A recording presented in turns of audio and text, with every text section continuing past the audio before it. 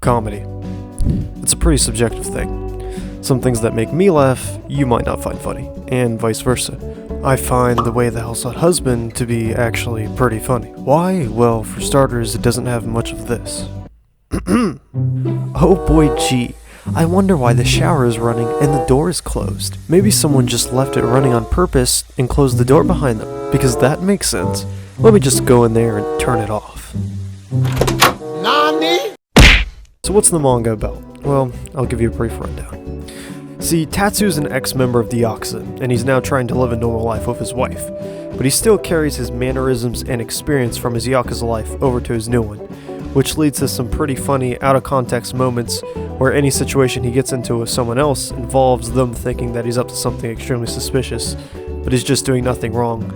But what he doesn't realize is that he still acts and talks like a Yakuza, which has some pretty funny moments, at least in my personal opinion. Excluding Tatsu, I also find that the people he hangs out with to be pretty interesting to learn about as well as the character's past that has been involved with his Yakuza life. Now, I don't know if it's just me, but Tatsu also feels a lot like Kiryu Kazuma, a character from the Yakuza games, which maybe that's another reason why I enjoy this character so much, because I really enjoyed the Yakuza games, as the gameplay in the background states. Now, you think this formula would get stale, but to my surprise, almost 50 chapters in, it doesn't, at least for me. Every chapter doesn't hit hard, but they still manage to get a chuckle out of me, and brighten my day up. And the interesting situations Tatsu gets into doesn't really have a coherent plot either, although there are reoccurring characters they use in later chapters that Tatsu meets throughout his life. Overall, I'd say you'd probably enjoy this if you think out-of-context humor is pretty funny, and this might make you laugh a few times.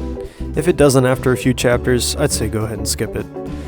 But if you guys have any recommendations to any similar manga, go ahead and let me know down in the comments below. And if you guys are looking for a manga that has a more action-oriented story with a really fleshed out world, you need to check out my video on Gabuli. It's a perfect up-and-coming manga that I feel like ticks all those boxes. It's really good in my opinion, and you should definitely give it a shot. And with that being said, I hope you guys enjoyed this recommendation, and I'll see you in the next one.